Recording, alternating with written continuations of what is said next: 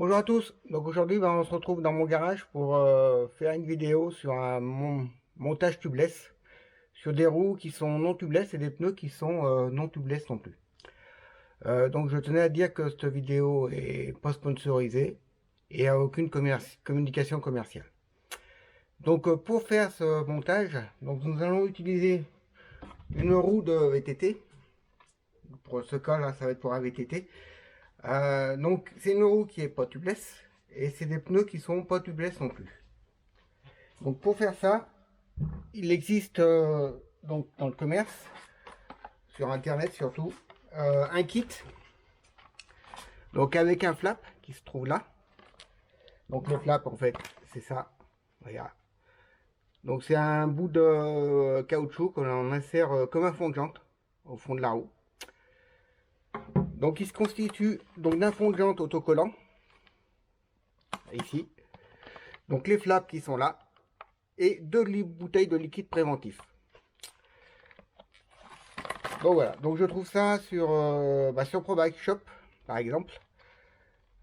Ça coûte entre 20 et 30 euros suivant le modèle que vous prenez. Et il est vraiment très important de respecter les préconisations constructeurs qui se trouvent donc ici par rapport aux largeurs de roues, donc la dimension des roues et la largeur des jantes. Donc si vous voulez vraiment avoir un montage qui fonctionne, il faut vraiment respecter tout ça. Donc j'ai déjà fait ce montage sur des roues de route en 700 par 28 avec des roues bien sûr qui ne sont pas du tout compatibles tubeless ni des pneus tubeless et ça marche plutôt bien. On a vraiment retrouve vraiment le confort du tubeless. Bon, le seul inconvénient c'est qu'ils sont très compliqués à enlever si on crève au bord de la route par exemple. Donc eh ben, on va y aller, hein. On va commencer par démonter la roue. Donc voilà, donc on va commencer par dégonfler la chambre à air.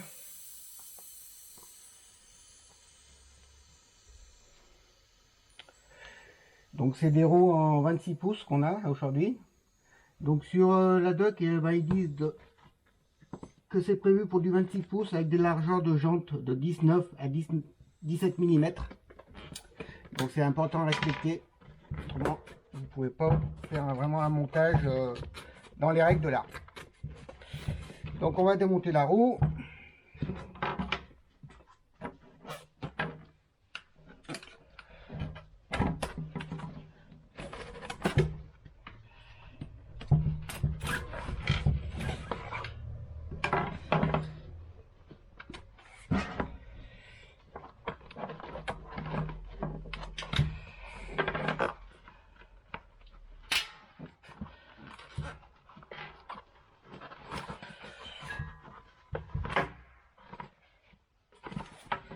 Voilà. Donc la chambre à air, hop, on la jette. On démonte le pneu. Voilà. Donc le pneu, on va le mettre là en attendant. Donc là, on a la jante. Donc là, on a l'autre jante. Donc, eux, chez nos flats, là, ils disent qu'il faut mettre du scotch adhésif. Donc, on va vraiment respecter ce qu'ils disent, hein, parce que si ça marche pas avec le fond de jante, ça serait quand même dommage. Donc, on enlève le fond de jante d'origine. Pas toujours facile à enlever, mais ça vient quand même assez facilement. Hop, voilà. Donc maintenant on va donner un coup d'acétone à l'intérieur pour enlever toutes les traces de gras qu'il pourrait y avoir. Donc un petit peu d'acétone pour dégraisser le fond de jante et le nettoyer pour permettre à l'adhésif de bien tenir. Donc ça c'est valable aussi quand vous faites un montage sur des roues tubeless Kelly, hein. Quand vous installez donc le fond de jante pour convertir votre roue, il est préconisé de bien nettoyer l'intérieur de la jante pour que l'adhésif colle parfaitement. Voilà, donc vous voyez, hein, c'est quand même bien sale l'intérieur d'une jante. Donc forcément, si vous laissez ça au fond de la jante, il y a des chances que votre truc ne colle pas du tout. Donc voilà, ça c'est fait. Voilà. Donc on va prendre l'adhésif. Donc moi en fait je n'ouvre pas le kit parce que j'en avais déjà de l'adhésif. Il me restait de mon ancien montage. Donc alors pour monter un adhésif sur une jante, on part à quelques centimètres donc après le trou. Donc on va partir ici en fait. On part pas directement sur le trou. Donc on va partir ici. On va essayer de le centrer correctement. On va essayer de centrer correctement l'adhésif au fond de la jante. Et on va le positionner.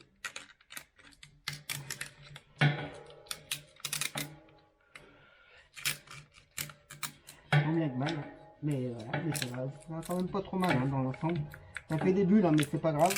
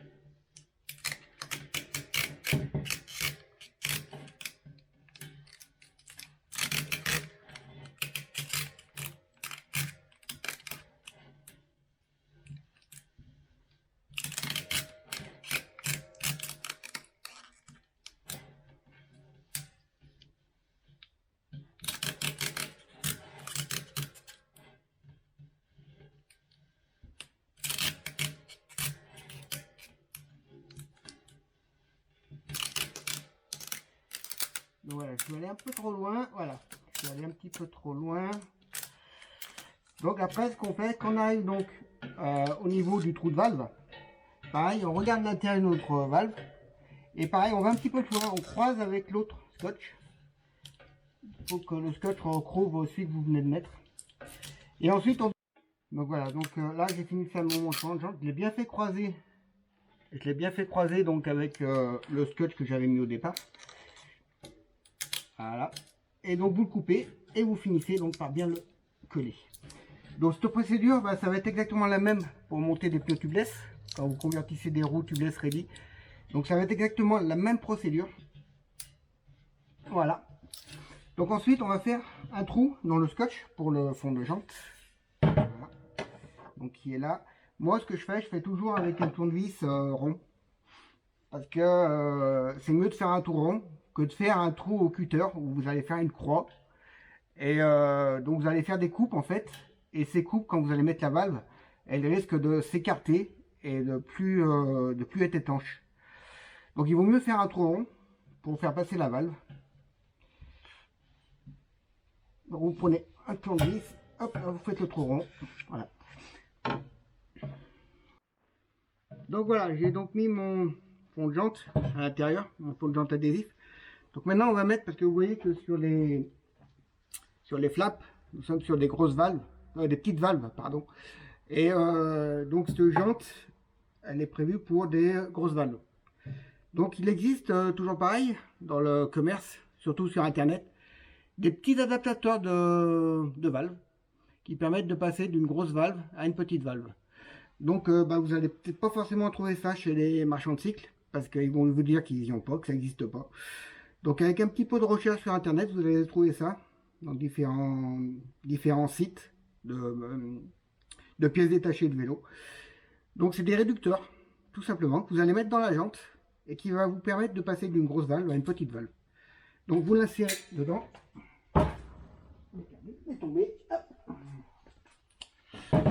Donc vous l'insérez dedans, tout simplement. Hop, voilà. Donc là, il l'a inséré à l'intérieur. Donc on voit bien qu'on va passer sur une petite valve. Donc ça, c'est fait. Donc ensuite, vous prenez votre flap. Donc moi, c'est des flaps usagés hein, que j'avais mis sur mes anciennes roues, sur mes roues de route que j'avais montées en tubeless. Donc l'avantage de ces flaps, c'est qu'en fait, vous pouvez les réutiliser. Enfin, normalement. Donc on va voir hein, si on peut les réutiliser ou pas. Mais je crois bien que oui. Parce que vous voyez, ils sont quand même dans un état assez dans un bon état. Bon, il colle un peu à cause du préventif qu'on a à l'intérieur, mais ça ne devrait pas trop poser de problème. Hop, on tire un peu dessus. Voilà, vous voyez, ça se décolle quand même assez facilement. Voilà. Donc là, c'est une opération qui est assez délicate parce qu'il faut faire un peu comme si on mettait une chambre à air, mais avec un petit peu plus de force.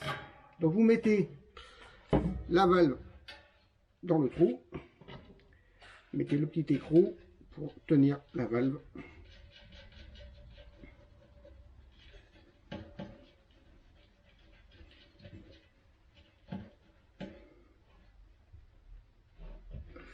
Donc vous serrez, hein, vous n'êtes pas obligé de serrer trop fort. Hein.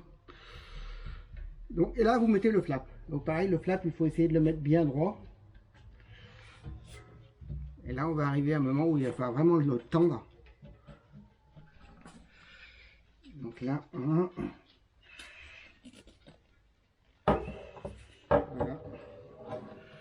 Ah, ça va relativement mieux hein, que sur les routes 28, 700. Sur les routes 700, c'est un peu plus tendu pour les mettre. Mais là, ça va relativement bien. Donc ensuite, vous prenez un petit tournevis que vous glissez donc sous le flap qui va vous permettre de le centrer en fait. Donc vous faites ça. Donc ça va vous permettre de centrer le flap correctement dans la jante. Et vous faites ça tout le tour. Ça vous permet de bien centrer le flap et de le mettre correctement. Donc pas être mal. Bon, on ajustera un petit peu après. Et ça nous permet déjà de partir sur une base qui est pas trop mauvaise. Voilà. Voilà, donc là notre flap il est en place. Il dépasse un peu. Bon, il y a des chances que quand vous allez mettre le pneu, votre flap il dépasse un tout petit peu du pneu. Donc moi ce que je fais, c'est que j'essaye de le faire entrer au maximum comme ça à la main, à l'intérieur. Voilà. Pour pas qu'il dépasse quand on met le pneu. Mais c'est pas toujours gagné. Il y aura forcément un moment où donc vous savez bien faire entrer le flap en fait dans les gorges du pneu, de la roue pardon. Voilà.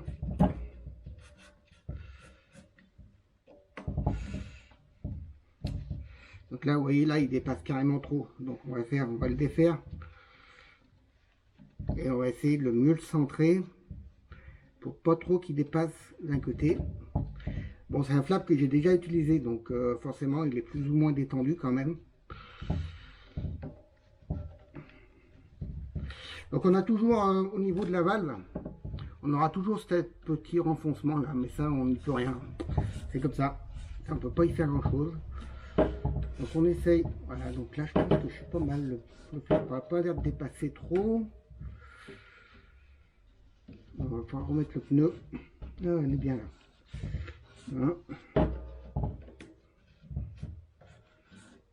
Voilà. Voilà, donc mon flap il est en place. Vous pouvez le voir. Donc tout le long à l'intérieur. Donc ça fait comme un fond de jante. Hein. Pareil, seulement que c'est en caoutchouc et ça va nous permettre de faire l'étanchéité. Le flap est en place. Donc maintenant on va remettre le pneu à l'intérieur. Donc le pneu. Oh là là, catastrophe. Pas grave. Donc le pneu, maintenant on va remettre le pneu à l'intérieur de la roue. Donc vous faites quand même attention au sens du pneu parce que forcément il y a certains pneus qui ont des sens et d'autres qui les ont pas. Donc celui-là il en a un. Donc il a un sens qui nous permet d'avoir de la vitesse, donc c'est marqué speed, et un sens qui nous permet d'avoir de la traction. Donc c'est marqué traction en fait, hein, tout simplement. Donc où c'est que c'est. Donc voilà, donc speed et traction. Donc là on est sur une roue avant. Donc le but c'est d'avoir de la vitesse. On s'en fout d'avoir de la traction sur une roue avant. L'important c'est que ça roule surtout. Donc on va mettre notre pneu. Donc dans le sens speed. Donc c'est toujours un peu pénible à mettre un pneu. Mais on va y arriver.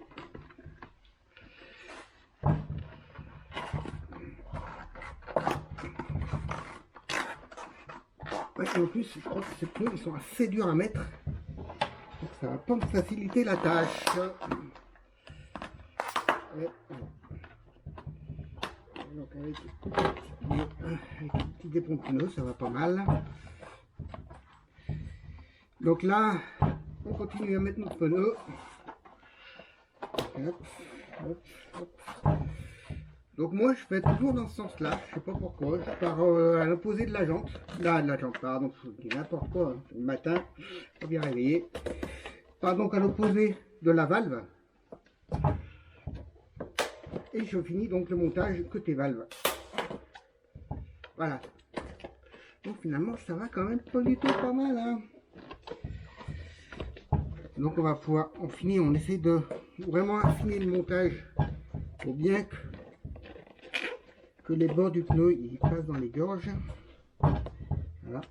Et donc là, l'idéal c'est quand même de les gonfler au compresseur, parce que j'ai essayé avec ce qu'on appelle une réserve d'air qu'on gonfle avec une pompe à pied par exemple. C'est pas évident, ça claque pas bien, il faut vraiment beaucoup de pression. Donc je vais mettre le compresseur en route et je vous retrouve dès que le compresseur a fini de se remplir. Allez, à tout à l'heure. Donc voilà, on a le pneu qui a monté. Donc ce que je voulais vous dire, c'est que dans le kit, avec qui comporte le flap, on a un petit adaptateur pour mettre sur un compresseur ou sur une pompe à pied par exemple. Donc avec une grosse valve d'un côté, le trou d'une grosse valve, et de l'autre côté donc le trou d'une petite valve, qui permet donc de venir gonfler le pneu. Donc voilà, donc moi ce que je fais en principe, je mets ce qu'on appelle la graisse à pneus. Donc là c'est de la Provac Vax. Donc c'est une sorte de graisse à pneus, hein. C'est la même chose qu'on utilise dans les garages automobiles pour monter les pneus. Donc ça marche plutôt pas mal. Donc voilà, donc j'ai mis le pneu, j'ai mis ma graisse à pneus. Donc vous mettez là le petit adaptateur qui permet de visser. Parce que vous voyez que sur par exemple sur le compresseur c'est un gros trou, donc il vaut mieux avoir l'outil qui va bien avec. Donc vous mettez le compresseur, branchez donc votre compresseur dessus, et donc là vous appuyez sur le dessus du pneu comme ça là, et vous appuyez là sur le dessus pour bien que l'air ait plus rentré, que ça commence à être bien étanche à partir de la valve, pour que l'air puisse bien se répartir dans le pneu. Et donc là vous appuyez sur la manette et ça se gonfle. Voilà. Voilà, donc là c'est gonflé. C'est pas toujours évident à sortir. Voilà. Donc là en fait ça suit parce que c'est une valve qui a été utilisée. Donc voilà, hop, voilà. Donc là le pneu il est monté. Et en plus ça fuit pas, hein, c'est pas mal. Hein. Donc là il est monté, il n'y a pas trop d'air dedans. Même pas, ouais, pas beaucoup. Donc maintenant ce qu'on va faire, on va mettre donc le préventif pour éviter de crever. Donc c'est comme pour un tubeless, hein, c'est exactement le même principe. Vous renlevez l'air une fois que vous avez fait claquer votre pneu, vous renlevez l'air du pneu, vous enlevez la valve, vous enlevez l'obus de valve à l'intérieur. Donc c'est exactement pareil, hein, si vous savez faire du tubeless, vous savez monter un flap. Hein. Et donc vous montez le petit outil qui permet de démonter l'obus. Vous défaites l'obus. Oh, décidément, ça tombe tout. Et c'est pas grave, on ramasse. Voilà, donc on défait l'obus.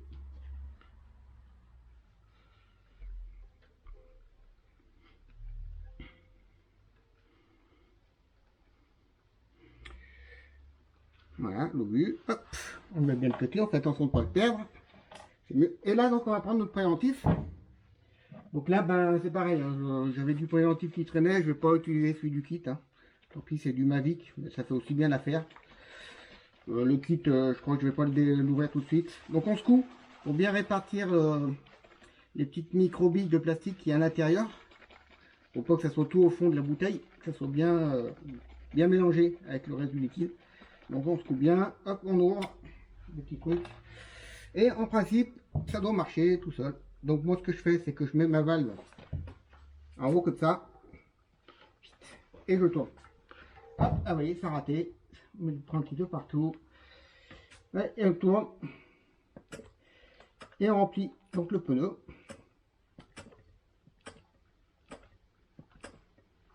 Donc pour éviter en mettre, on met carrément. On va dire que là j'avais la moitié de la bouteille, qui correspond à, je crois que c'est 60 ml, je crois, pour le préventif. Donc, et vous en mettez, vous n'avez pas peur parce qu'en fait comme ça vous êtes tranquille. Ah, là, rien plus. Donc on remet la petite valve.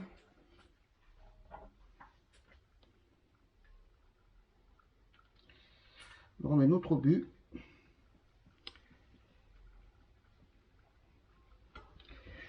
Hop, il est où le petit appareil? Il est là. J'ai mis du préventif de partout, je suis un gros cochon. Vraiment pas bien pour présenter une vidéo dans les de partout comme ça. Hein. Enfin, tant pis, hein. Je fais rien, c'est le risque du métier. Hop, là. Donc là on sent bien qu'il y a. On essuie un peu parce que c'est un peu sale hein, quand même. Hein. Cochon hein, avec un peu. Voilà.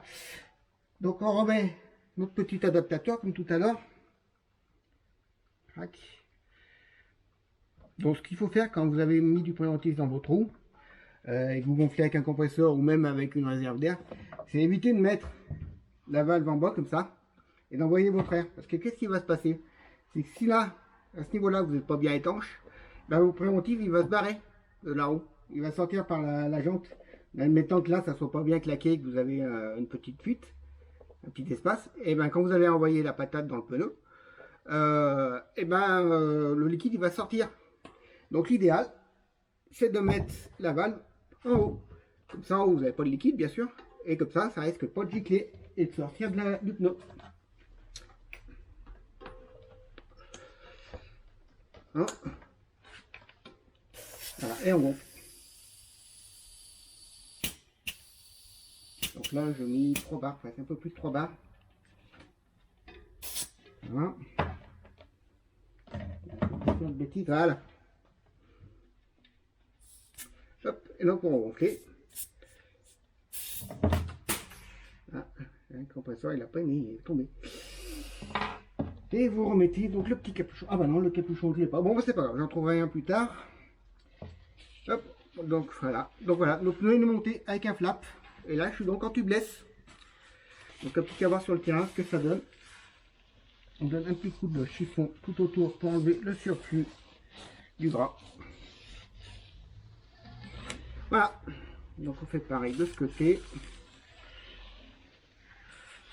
Voilà, donc vous avez un pneu non tubeless monté sur une roue non tubeless aussi, grâce au flap que vous avez dans ce kit. Faut qu'avoir à l'usage sur le terrain, mais si c'est exactement le même comportement que sur la route, ça devrait plutôt bien se passer. Bon bah écoutez, voilà, donc j'espère que cette vidéo vous aura plu et vous serez nombreux à la regarder. Donc si vous avez aimé, pensez à liker, un petit pouce bleu, et si vous voulez continuer à me suivre, abonnez-vous. Allez, bye bye, à bientôt pour une prochaine vidéo. Ciao ciao. Bon coucou, bon voilà. Bon j'ai oublié de vous dire un truc qui est super important quand vous montez un pneu tubeless, que ce soit en vrai tubeless ou avec un flap. Et l'important c'est de secouer la roue comme ça en fait, pour bien répartir le liquide préventif dans les gorges de la roue, pour avoir une bonne étanchéité. Donc c'est une étape assez importante quand vous faites ça. Comme ça, vous tournez la roue comme ça pour bien répartir le liquide préventif dans les gorges, pour avoir une meilleure étanchéité. Et donc vous faites ça de chaque côté de la roue. Vous tournez comme ça pour avoir un bon rendu, que ce soit étanche. Et bien sûr, vous n'hésitez pas à faire tourner la roue pour bien répartir le liquide de partout. Et puis si vous pouvez, essayez d'aller rouler quasiment tout de suite derrière. Comme ça finit de bien faire en sorte que la roue soit étanche. Bon voilà, on va essayer d'aller rouler pour voir ce que ça donne. Et puis j'essaierai de vous tenir au courant dans une prochaine vidéo. Allez, à ciao, bye bye.